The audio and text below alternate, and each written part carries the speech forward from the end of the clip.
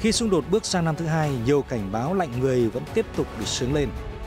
Quan chức Ukraine cảnh báo sự sụp đổ và tan rã của Nga đã bắt đầu. Nói về giao tranh ở Đông Âu, theo Guardian, Nga triển khai UAV tấn công cảng Odessa chiến lược của Ukraine. Anh nhận định Nga có thể đang tìm cách thay thế nhóm lính đánh thuê Wagner ở Ukraine. Hình ảnh đoàn tàu Nga chở pháo chống tăng T-12 tiếp viện cho quân tham chiến ở Ukraine.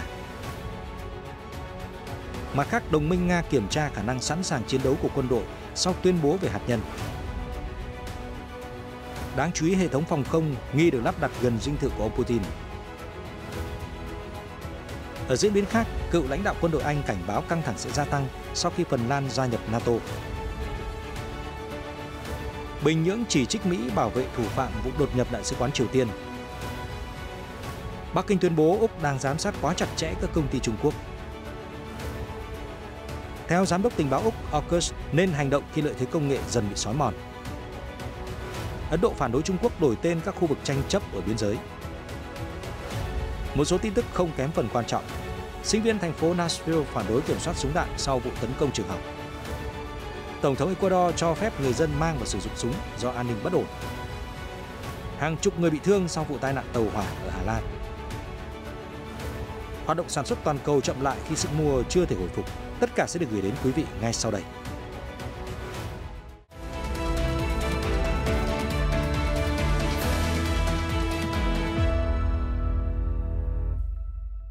Quý vị đang quay trở lại với chương trình tin quốc tế. Căng thẳng giữa Nga và phương Tây không ngừng tăng nhiệt và đã trở thành đề tài phủ sóng truyền thông quốc tế. Đáng chú ý, theo tờ Daily Mail ngày 4 tháng 4, một quan chức hàng đầu của chính phủ Ukraine cảnh báo sự sụp đổ và tan rã hoàn toàn của Nga đã bắt đầu và phương Tây phải sẵn sàng đối phó với hậu quả thảm khốc có thể xảy ra. Thư ký Hội đồng Quốc phòng và An ninh Quốc gia Ukraine dự đoán Nga sắp sụp đổ trong vòng vài năm tới. Ông Oleksiy Danilov nói thêm, phương Tây phải cảnh giác cao độ bởi trong quá khứ họ đã không chuẩn bị cho sự sụp đổ của Liên Xô. Mặt khác, ông cảnh báo nếu phương Tây để Trung Quốc kiểm soát lãnh thổ của Nga, một vấn đề mới sẽ nổi lên. Hiện phía Nga chưa bình luận về tuyên bố trên.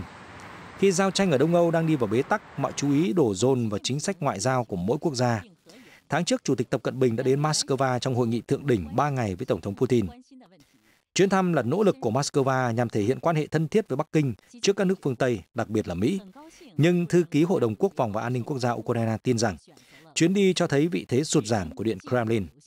Ông nhận định Nga đã mất quyền lực đối với các đồng minh một thời trung thành ở châu Á, và giờ đây Trung Quốc đang chờ đợi sự sụp đổ của Moscow để chiếm vùng Viễn Đông Siberia, nơi có đông đảo người Hoa sinh sống. Ông nói với The Times để Trung Quốc chiếm lãnh thổ của Nga sẽ nguy hiểm đối với phương Tây cần phải hành động ngay bây giờ. Theo vị quan chức, Trung Quốc từ chối các biện pháp trừng phạt của phương Tây chỉ vì lợi ích của Bắc Kinh để mua dầu và khí đốt của Nga.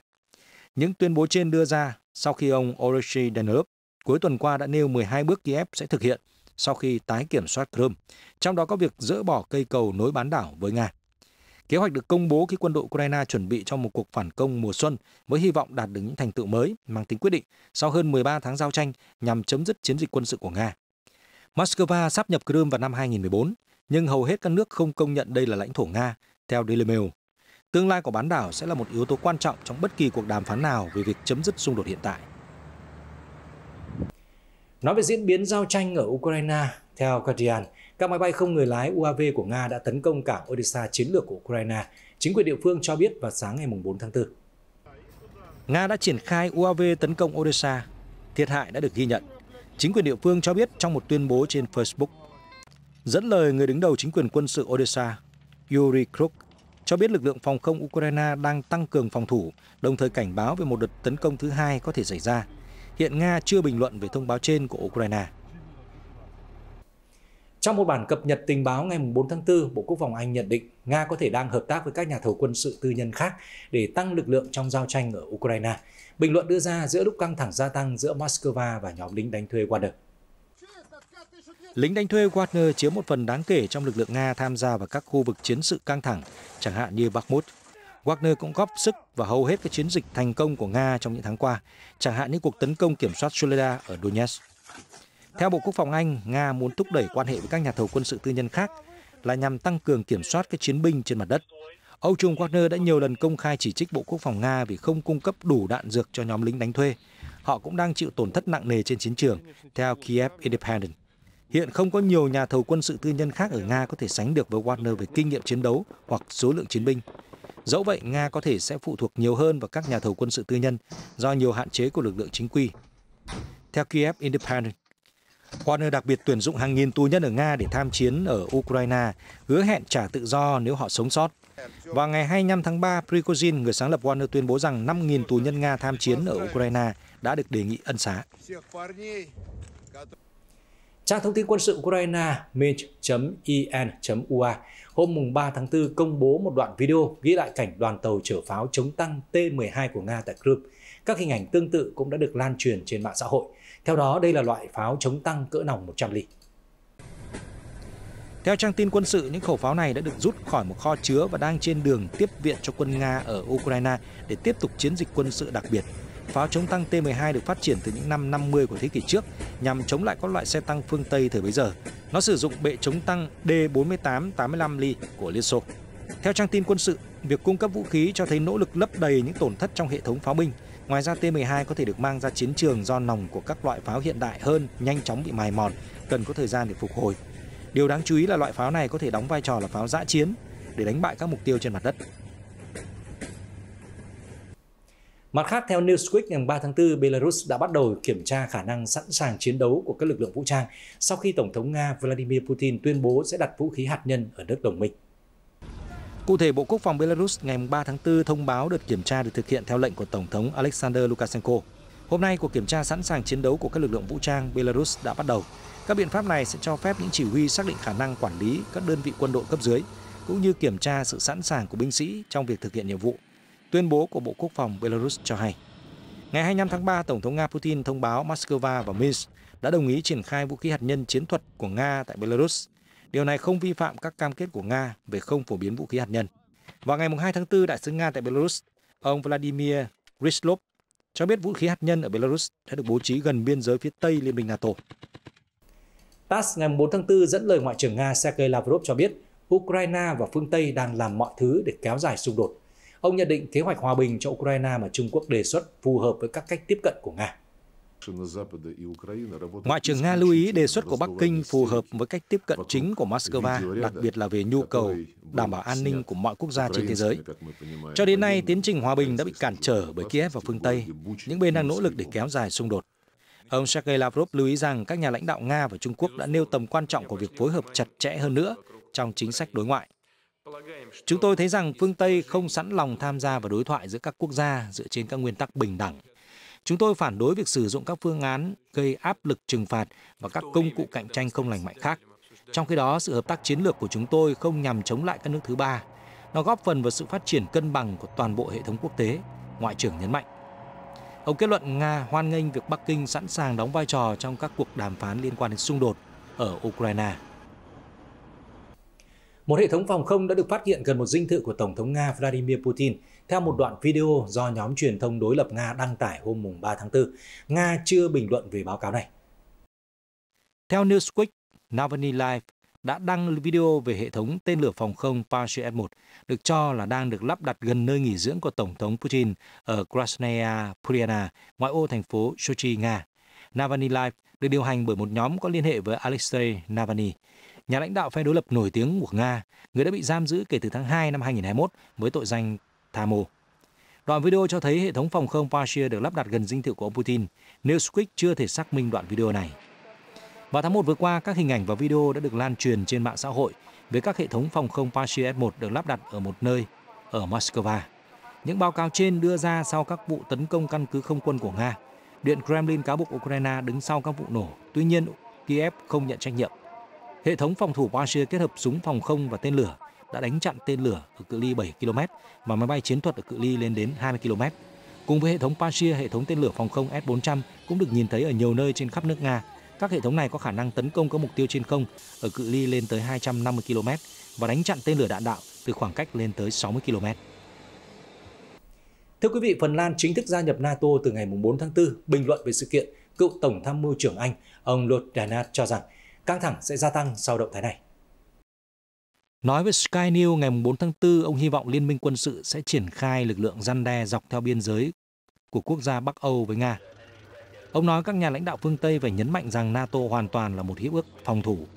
Đáp lại động thái này của Phần Lan, Nga tuyên bố sẽ tăng cường lực lượng quân sự ở các khu vực phía Tây và Tây Bắc. Hãng thông tấn nhà nước RIA đưa tin.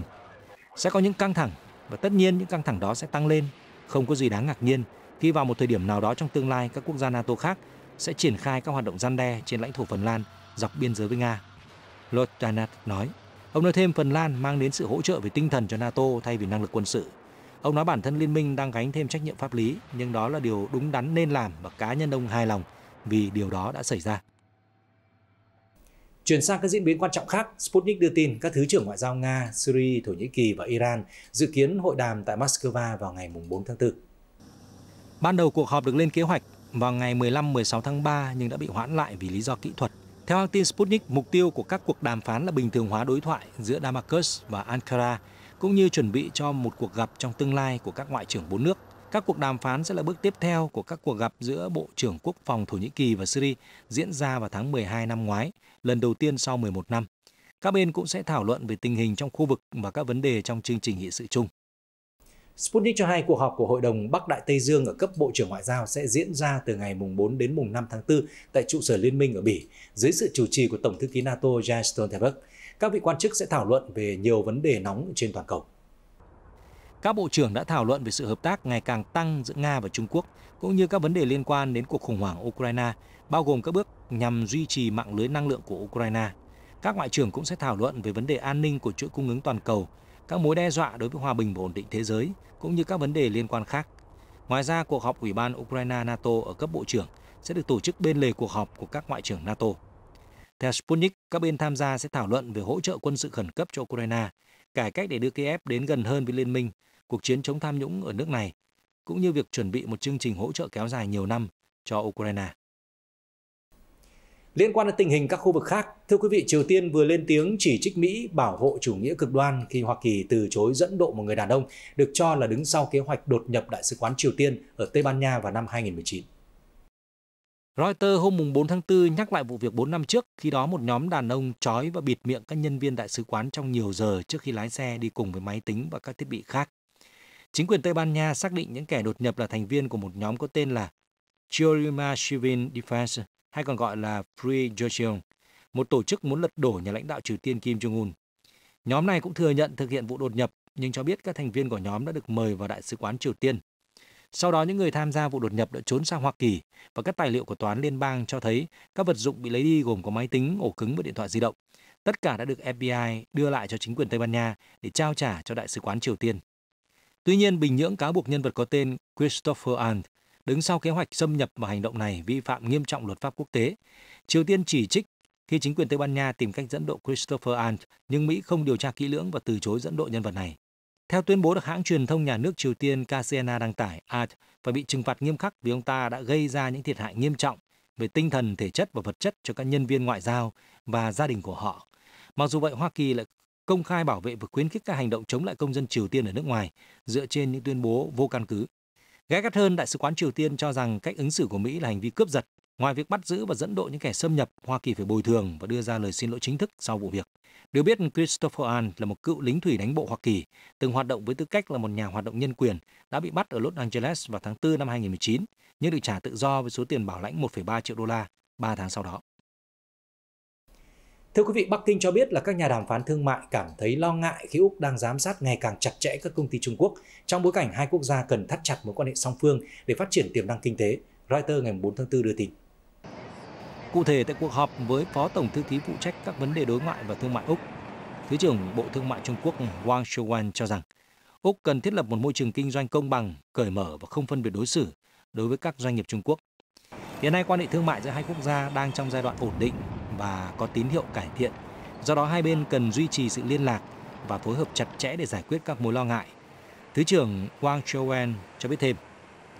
Reuters cho hay cuộc họp lần này được tổ chức một ngày trước khi Úc xóa TikTok khỏi tất cả các thiết bị do chính phủ liên bang sở hữu với lý do lo ngại về an ninh. Mặc dù vậy, cuộc hội đàm cho thấy dấu hiệu tan băng trong quan hệ thương mại giữa Trung Quốc và Úc khi Trung Quốc đã dỡ bỏ lệnh cấm nhập khẩu than của Úc vào đầu tháng 1. Tuy nhiên, Bắc Kinh và Canberra vẫn là đối thủ cạnh tranh trong các lĩnh vực như rượu vang, thịt bò, lúa mạch, hải sản và gỗ. Được biết, ngày 27 tháng 3, Thứ trưởng Ngoại giao Trung Quốc cũng có cuộc gặp mặt với giám đốc điều hành tập đoàn BHP của Úc, với hy vọng tập đoàn BHP sẽ đẩy mạnh đầu tư hơn nữa, đặc biệt trong các lĩnh vực chống biến đổi khí hậu và năng lượng mới. Thưa quý vị, tại hội nghị bàn về chương trình hợp tác lượng tử và siêu thanh của Liên minh AUKUS, một kế hoạch nhằm cạnh tranh với Trung Quốc, Giám đốc tình báo Úc cho rằng những lợi thế về công nghệ của Mỹ đang bị xói mòn. Hãng tin Reuters hôm 4 tháng 4 dẫn lời ông Andrew Shearer, Tổng Giám đốc Văn phòng Tình báo Úc, cho biết cán cân quyền lực ở khu vực Ấn Độ Dương-Thái Bình Dương đang chuyển hướng khỏi Hoa Kỳ và các đồng minh, làm khả năng răn đe suy yếu. Bên cạnh đó, những lợi thế về công nghệ lâu nay bắt đầu bị xói mòn, thậm chí trong một số trường hợp, lợi thế đó hoàn toàn biến mất. Ông Andrew Shearer cho biết thêm. Nhận định về Trung Quốc, cựu giám đốc điều hành Google Eric Schmidt, chủ tịch dự án nghiên cứu cạnh tranh đặc biệt của Hoa Kỳ, cho rằng Bắc Kinh không giống như Liên Xô của thời kỳ chiến tranh lạnh. Đây là một đối thủ chuyên quyền được điều hành bởi các nhà kỹ trị có khả năng thay đổi tương lai thế giới. Giờ đây, Trung Quốc đang phát triển máy bay không người lái, công nghệ tự động hóa và siêu thanh. Những bước đi này sẽ ảnh hưởng đến các quyết định chi tiêu quốc phòng của Úc. Theo Schmidt, mặc dù có sự chia rẽ giữa Trung Quốc và các quốc gia phương Tây trong lĩnh vực công nghệ quan trọng, Trung Quốc không phải là kẻ thù và hai bên có thể hợp tác trong những lĩnh vực khác. Theo đó, có thể thiết lập quan hệ đối tác phi chiến lược với Trung Quốc. Hoa Kỳ không nên hạn chế các nhà nghiên cứu Trung Quốc làm việc trong các lĩnh vực như điện toán lượng tử tại Mỹ. Tại sao lại không muốn những người giỏi nhất từ Ấn Độ, Nga và Trung Quốc làm việc ở Hoa Kỳ? Ông Schmidt đặt câu hỏi. Cũng liên quan đến vấn đề nhân lực, nhà khoa học máy tính lượng tử hàng đầu của Úc, Michael Simon, cho rằng AUKUS cần phải vượt qua các rào cản thông thường để hợp tác, chẳng hạn như hạn chế về đầu tư nước ngoài và thị thực. Đồng thời, bà kêu gọi 3 quốc gia thành lập một sứ mệnh chung để phát triển máy tính lượng tử. Điều quan trọng nhất là cần tập hợp đầy đủ các nguồn lực để đảm bảo luôn ở vị thế dẫn đầu, bà Michael Simon nhấn mạnh. Thưa quý vị, khẩu chiến giữa Bắc Kinh và New Delhi đã nổ ra sau khi Trung Quốc đổi tên các địa điểm mà Ấn Độ xem là bang Arunachal Pradesh, một khu vực phía đông Ấn Độ. Trong khi đó, Bắc Kinh cũng tuyên bố chủ quyền và xem khu vực này là một phần lãnh thổ. Reuters ngày 4 tháng 4 đưa tin. Được biết, Trung Quốc và Ấn Độ từng xảy ra chiến tranh dọc theo đường biên giới dài 3.800 km, được phân định sơ sài vào năm 1962. Trong những năm gần đây, những cuộc đụng độ ở các vùng núi càng làm căng thẳng mối quan hệ giữa hai quốc gia có sở hữu vũ khí hạt nhân. Reuters cho hay cuộc khẩu chiến giữa hai bên đã bắt đầu hôm 2 tháng 4 khi Bộ Nội vụ Trung Quốc đưa ra tuyên bố nói rằng đã tiêu chuẩn hóa tên của 11 địa điểm, bao gồm 5 ngọn núi, ở khu vực mà Trung Quốc gọi là miền Nam Tây Tạng. Theo đó, một bản đồ cho thấy 11 địa điểm được Trung Quốc đổi tên thành Jiangnan, có nghĩa là miền Nam Tây Tạng trong tiếng Trung Quốc. Trong khi đó, bang Arunachal Pradesh của Ấn Độ, bao gồm miền Nam Tây Tạng và biên giới của Trung Quốc với Ấn Độ, được phân định ở phía bắc sông Brahmaputra. Ngay sau đó, thông tin đăng trên Twitter của phát ngôn viên Bộ Ngoại giao Ấn Độ tuyên bố bang Arunachal Pradesh đã, đang và sẽ luôn là một phần không thể tách rời của Ấn Độ. Đáp lại trong cuộc họp báo thường kỳ hôm 3 tháng 4, phát ngôn viên Mao Ninh của Bộ Ngoại giao Trung Quốc khẳng định Bắc Kinh chỉ đổi tên khu vực thuộc chủ quyền lãnh thổ. Rõ ràng, khu vực phía Nam Tây Tạng là lãnh thổ của Trung Quốc. Được biết vào năm 2020, ít nhất 24 binh sĩ của Trung Quốc và Ấn Độ đã thiệt mạng khi hai bên đụng độ ở Ladakh, một khu vực ở biên giới phía Tây Ấn Độ. Tuy nhiên, tình hình đã lắng dịu sau các cuộc đàm phán ngoại giao và quân sự. Đến tháng 12 năm trước, quân đội hai bên lại xảy ra xung đột ở khu vực Tawang của bang Arunachal Pradesh. Vào tháng trước, Bộ trưởng Ngoại giao Ấn Độ cảnh báo tình hình ở khu vực Ladakh rất mong manh và nguy hiểm khi lực lượng quân sự hai bên được triển khai với khoảng cách rất gần ở một số nơi. Còn bây giờ là một số tin tức kinh tế xã hội đáng quan tâm. Theo Reuters, ngày 3 tháng 4, các sinh viên ở thành phố Nashville, bang Tennessee đã tuần hành để kêu gọi chấm dứt bạo lực súng đạn và ủng hộ việc ban bố các điều luật cứng rắn hơn sau vụ tấn công tại trường Covenant vào tuần trước. Hô vang khẩu hiệu chấm dứt bạo lực súng đạn. Học sinh trung học và đại học ở thành phố Nashville đã tổ chức cuộc tuần hành trên các đường phố trung tâm. Một nhân chứng tên là Andrew Maronis nói với Reuters rằng hàng nghìn sinh viên đại học Vanderbilt đã rời lớp học vào buổi sáng để tham gia biểu tình. Ông cho biết rất ấn tượng với số lượng người biểu tình, đồng thời nói rằng Mỹ đang dựa vào lớp trẻ để dẫn đầu trong các chủ đề như cải cách súng đạn, công bằng chủng tộc, quyền của cộng đồng LGBTQ và biến đổi khí hậu. Tuần trước, một vụ tấn công bằng súng ở trường tư thục Covenant đã khiến 6 người thiệt mạng, trong đó có 3 học sinh. Thủ phạm là một cựu học sinh trường. Mặc dù nhắm vào trường học nhưng thủ phạm đã tấn công các nạn nhân một cách ngẫu nhiên, động cơ vẫn đang được điều tra. Tuần trước, các nhà lập pháp Đảng Cộng hòa ở Tennessee đã trì hoãn các phiên điều trần về luật súng. Trong những năm gần đây, tiểu bang này đã tạo điều kiện để việc mua súng dễ dàng hơn.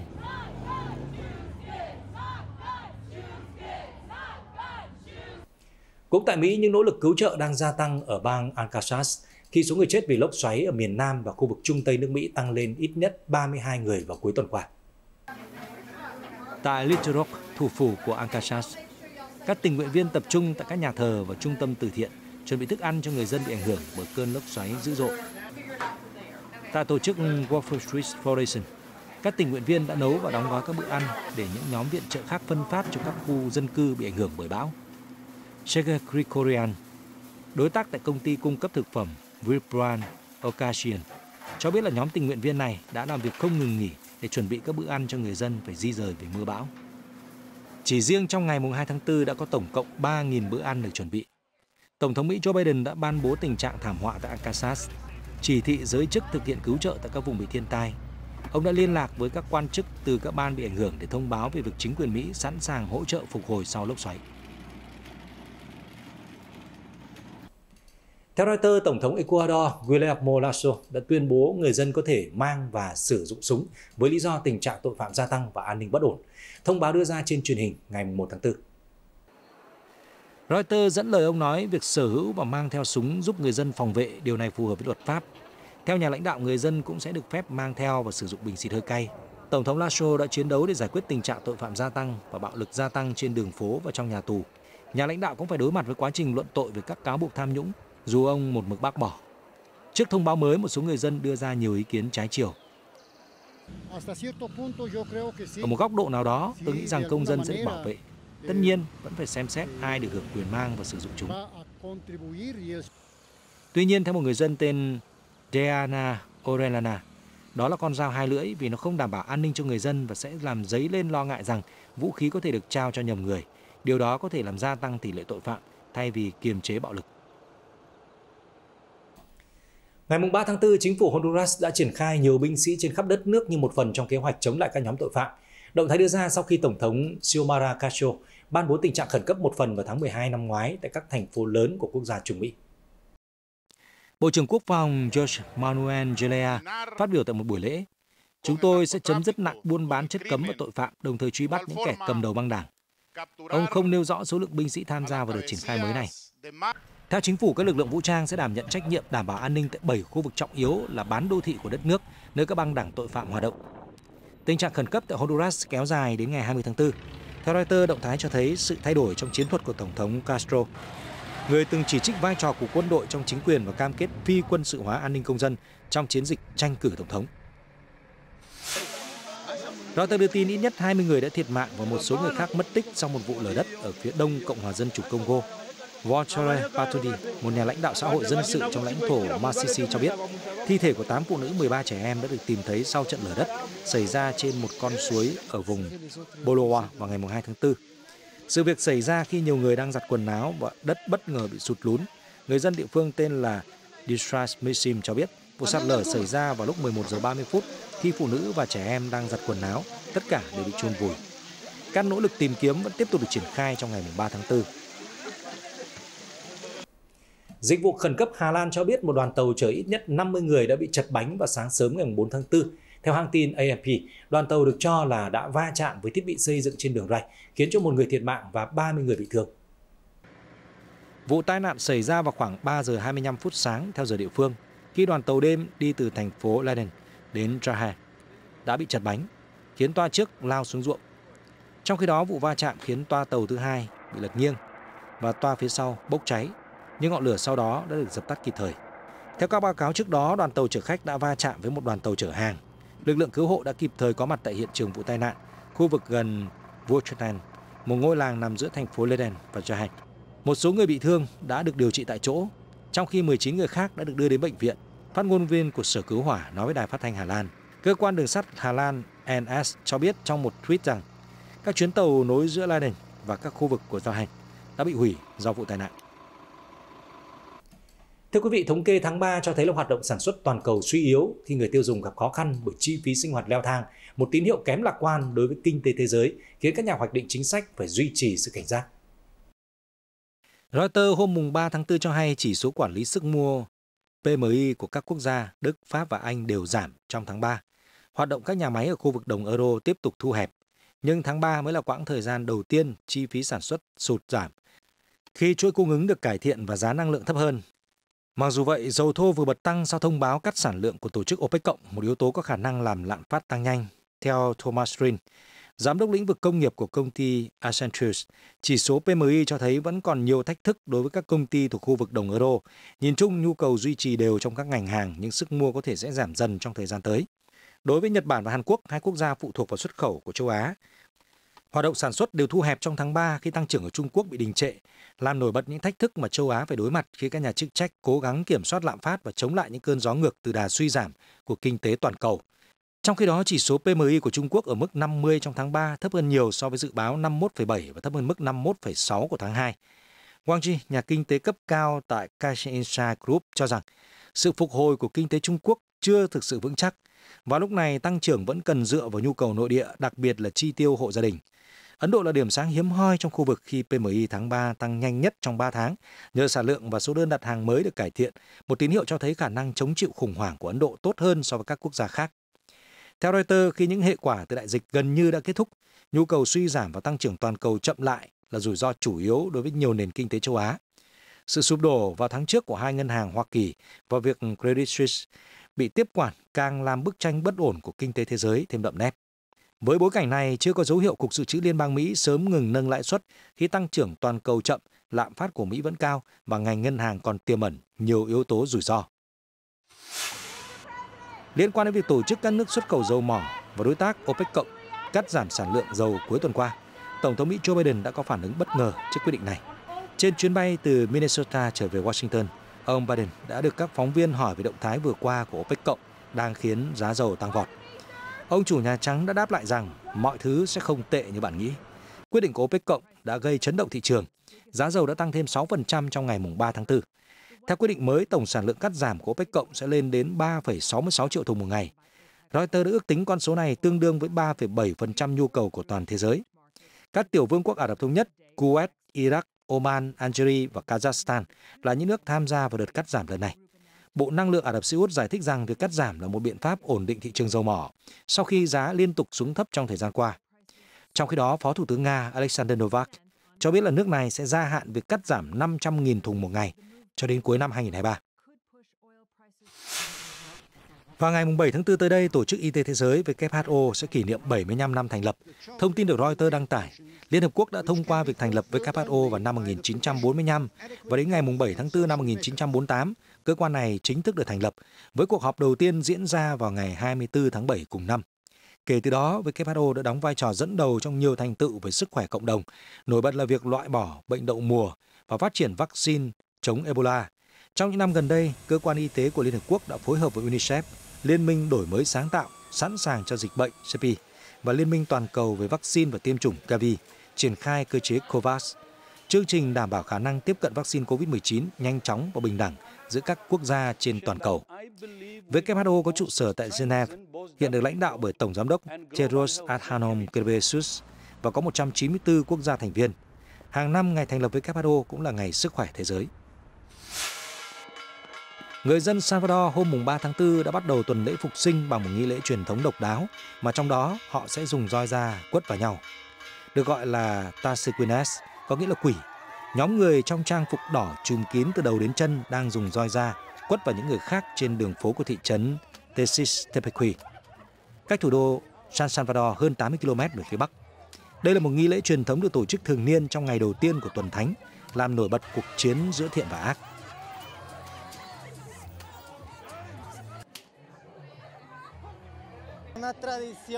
Truyền thống này duy nhất có ở thị trấn của chúng tôi. Không chỉ có những Tasequines, chúng tôi còn có thức ăn ngon và bầu không khí tuyệt vời trong ngày thứ hai phục sinh. Ngoài cư dân địa phương, nhiều người khác ở những khu vực lân cận và các du khách đã tụ tập đến thị trấn Tesis-Tepequi với mong muốn sẽ rũ bỏ những tội lỗi của họ trong một năm qua. Thật tuyệt khi được gặp tất cả mọi người ở đây và cùng nhau tham gia nghi thức này. Nó rất thú vị. Cuối buổi lễ, những Tasequines sẽ quỳ dưới chân Chúa Giêsu, tượng trưng cho chiến thắng của cái thiện trước cái ác. Chúa sẽ rung lên từng hồi chuông, thể hiện Ngài đã tha thứ cho những tội ác mà mọi người gây ra.